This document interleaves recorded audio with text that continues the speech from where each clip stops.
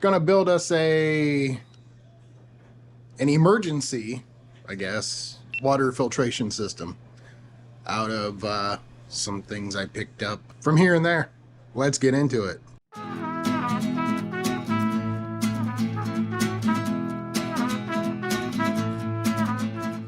I just picked up a couple of orange buckets with these screw-on lids from Home Depot. You have to buy this separate. You can get a regular lid. It's a little cheaper, but I wanted these screw-on lids for this. You're gonna need a battery drill. You're gonna need to pick up a couple of these filters. You need 2. They'll come in a pack of 2. And I got those off of Amazon. And you're gonna need a little spigot. This came in a pack of 2. I bought it off of Amazon. I will put a link down below for both of them.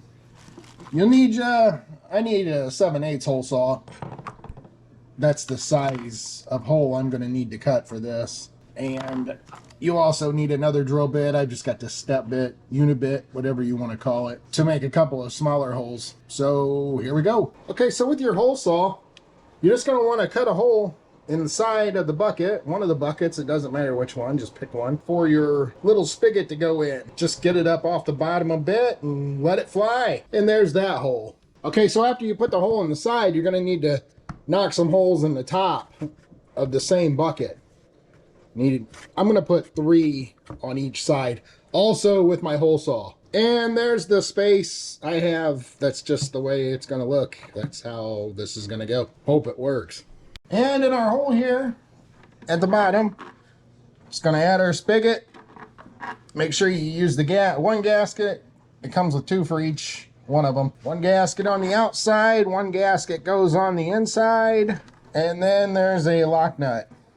I'm gonna run that down secure with a pair of channel locks. I'll probably lay a bead of silicone around it just to make sure I don't start leaking. And the lid with the holes just goes on that same bucket. There it is. Spigot.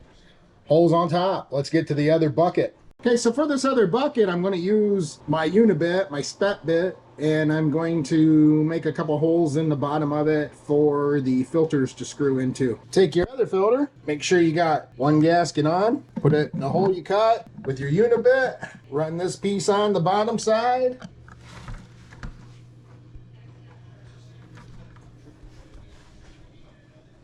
And there it is. Both filters on. Now, as you can see here, I got those filters screwed on. They're spaced okay for what I need. I need to put this down on top of this other bucket where I cut the holes in the top, the one with my spigot in it.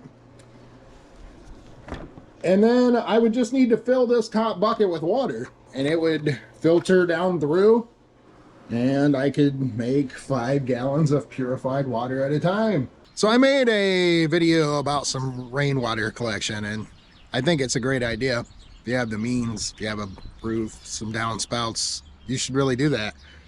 That water is mostly going to be used to water my garden, water houseplants, things of that nature. If you were ever in a pinch though, and you needed to be able to filter water, could you? There's a big water filter system like that called the Big Berkey. To be able to filter that much water, you're gonna spend almost $500 for that thing. I think I got about $30 in pieces right there. Now, you're probably not gonna want that sitting out on the counter. It's a couple Home Depot buckets, but no, maybe, right? What would be so bad about that? Decorate them, I don't know, whatever. It's one of those just in case things. And it's always better to have it and not need it, right? Act accordingly.